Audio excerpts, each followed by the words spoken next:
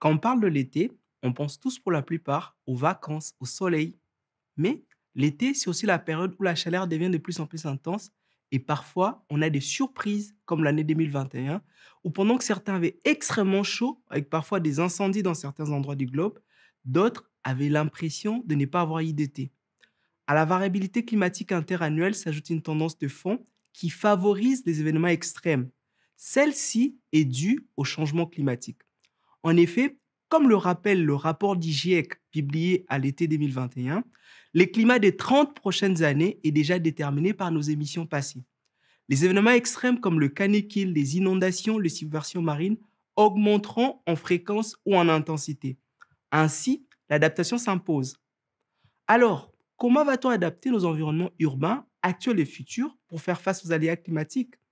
Pour cela, des solutions dites d'adaptation ont été mises en place. On peut le regrouper en trois catégories. Les solutions vertes et bleues, comme planter des arbres, aménager des berges. Les solutions grises, comme modifier les types de revêtements du sol.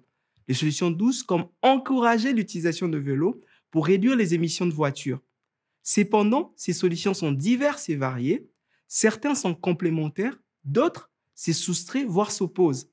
Mais surtout, chaque projet urbain est unique, c'est-à-dire que la solution de l'un ne s'applique pas forcément pour l'autre.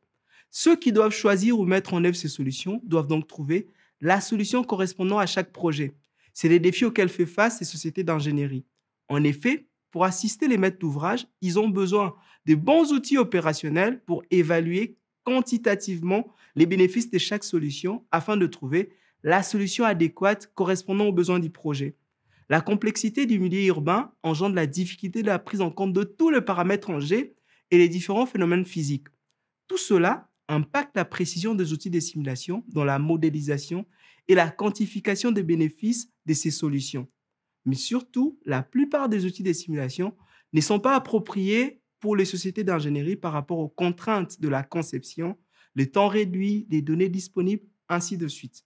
C'est dans ces cas qu'Ingerope, les CSTB, les CEREMA et les laboratoires GEM de Nantes Université ont réuni leurs compétences autour de cette thèse qui a débuté en mars 2021 afin qu'à terme, on soit capable d'apporter des évaluations quantitatives aux solutions d'adaptation mises en place à l'échelle du quartier en restant rigoureux et opérationnel.